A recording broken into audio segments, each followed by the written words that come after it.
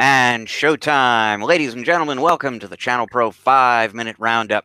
A look at news, trends, and tips for the SMB channel in 5 minutes or thereabouts.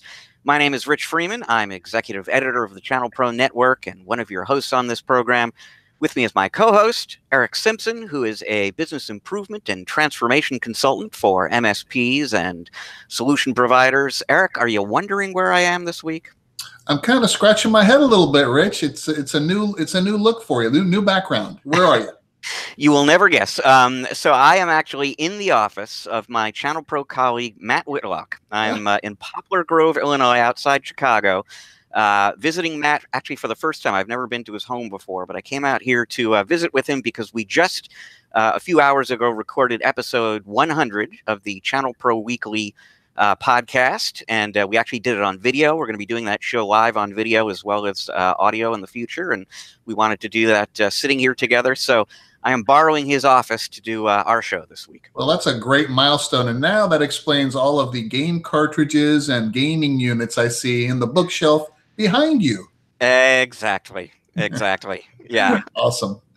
Well, how are you doing this week? I'm doing fantastic. The closer we get to Christmas, the better I feel and the more energized I feel. It's just an exciting time of year and looking forward to 2019 and, a whole new year of opportunities. Well, me too, and looking forward to a week off as well, and we are closing in on that. But let's dive into the news here. And this is actually a news story from last week that we didn't get a chance to discuss. We were talking about ConnectWise. So we didn't talk about a new offering from WatchGuard. Now, they rolled out a new edition of the operating system that powers their firewalls, version 12.3 of that, which, among other things, includes built-in SD-WAN, software-defined wide area networking capabilities. Which is kind of interesting because they are far from the first firewall manufacturer this year to do this kind of a thing. Back in October, Zyxel added SD-WAN technology to some of their firewalls. Just a few weeks ago, SonicWall did the same thing with some of their products, and now WatchGuard is doing it as well. And they like to point out that in terms of their product and maybe some differentiation there, they've been working on their zero-touch provisioning technology for a few years now. And they say the combination of that plus this built-in SD-WAN is a great combination for MSPs who are supporting customers with remote offices or branch offices. You can just mail drop ship a firewall out to that office there. Somebody with no technical experience just plugs it into power, plugs it into the internet, and all the provisioning and configuration happens automatically on the back end. But from my perspective, what's interesting about this is the trend we're seeing where firewall manufacturers are adding this SD-WAN capability to the products that they ship out there. Partly because it reduces the number of boxes, the number of subscriptions, the complexity of supporting a customer site that you get when networking is built into a firewall like this. And also because all of these manufacturers say that their technology basically is so efficient at networking that it relieves SMBs from the need to get themselves some sort of dedicated high-speed MPLS line or other kind of dedicated connectivity. So it saves money as well. This is all very new. I've already named 3 firewall manufacturers doing it. It's a safe bet. All the other ones will be doing it soon if they aren't already. And it'll just be interesting to see if this really catches on and maybe becomes the preferred way for SMBs or a segment of the SMB market to get their wide area networking. Well, it's really kind of an evolution right across the industry and across the firewall manufacturers and just across bandwidth providers and bandwidth requirements in total, because SD-WAN, the promise of it is to deliver prioritized and efficient managed connectivity at the speeds that each type of service or device requires, without having to invest in these giant pipes now. So the promise is the efficiency is so great that the technology itself allows us to deliver these types of outcomes to end user clients at a much lower cost from a bandwidth perspective. And I think it just makes complete sense now that we're seeing these firewall manufacturers and router manufacturers and everybody create appliances that can be updated on the fly over the wire. Well, we're just going to continue to see these types of improvements, and there'll be a lot closer gap between one firewall manufacturer, releasing a new, hot feature, and narrow gap before the next one does it, because all this stuff is happening now over the wire. Reminds me of, Tesla, right? I mean, how do you get your car to go 0 to 60 in 2.9 seconds? Oh, software update.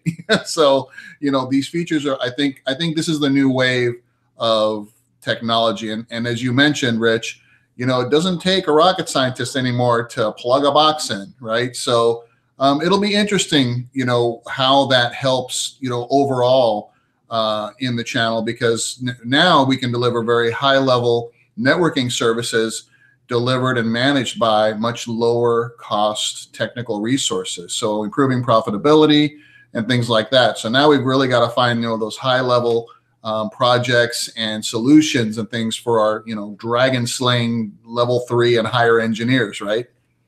Yep, absolutely, and that's what you want those folks doing. Yeah. So yeah, great stuff.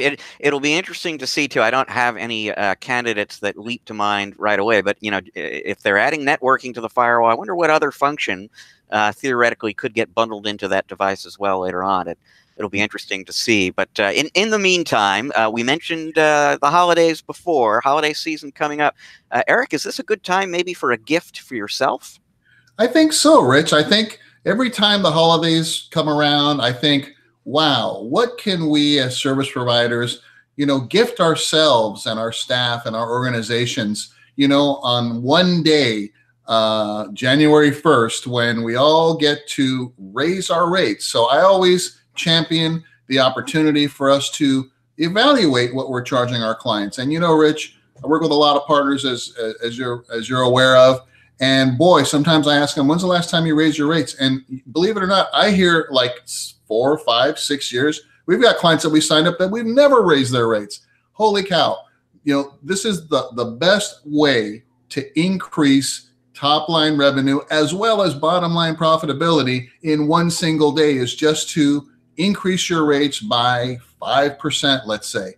Now, there's a lot of schools of thought that say, hey, should we inform our clients that we're going to do that? Now, if your clients are on a long-term managed service agreement, might be tricky, right? That's why I recommend to have a clause in the agreement that allows you to raise your rates not to exceed a certain percent, after, 12 months evaluation, something like that. So it allows us to write long-term agreements, but it does allow us to increase our rates incrementally just to keep up with the cost of business and things like that. But all other times, hey, let's raise our labor rates. Let's increase those. And if you choose to inform your clients, guess what? You're asking permission first, and you're going to get a lot of objections. I've heard that, that response from partners. And then I have other partners that just simply, the next invoice that goes out, the rate increase is in there automatically. And their thought is, well, you know what? For the folks that complain, I'll negotiate with them. But everybody else, it seems to work 85% of the time. So anyway, salt and pepper to taste, how you want to deploy that. But prepare yourself in your agreements to be able to do that. And every year, have yourself a Merry Christmas and Happy New Year with an automatic rate increase.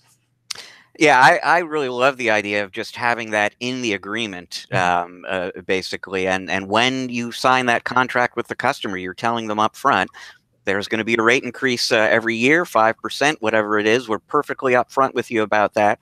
Yep. And for anyone who is concerned that somehow this feels unfair, if you're doing a continually better job for the client, and most people are, and adding services, doing more, performing more functions basically for the customer, you deserve a 5% rate. You're essentially cheating yourself if you're not raising your rates on a at least annual basis like that. So it's a good business practice, and the more transparent about it you are, the better, I figure.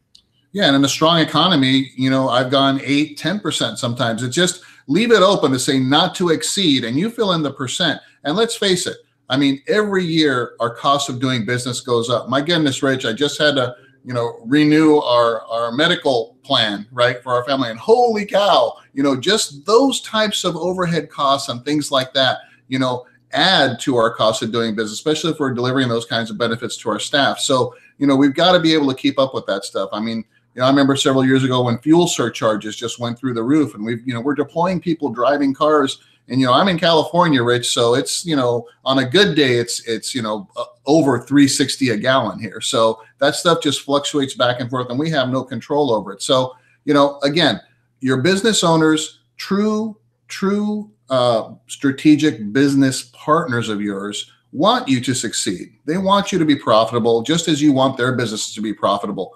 And when you're managing those relationships properly, this is a no-brainer. They understand this kind of thing, and because they're having to increase their rates, and they understand that their costs are going up as well. So shouldn't be a big deal. Just, again, the more transparent and open you are about it, having those meetings right up front, signing the agreement, let them know, hey, just in case we need to raise our rates, it won't exceed 5 or 8 or 10%, whatever you feel is reasonable, and let the client understand the reason for that. Fantastic. Totally with you on that. We've got time for just one more story this week, and it comes to us from our Be Careful What You Wish For department. Doesn't it sound great, maybe, to live in a town where the streets are paved in chocolate? Well, it turns out maybe it's not so great after all. At least so say the residents of Vestinen.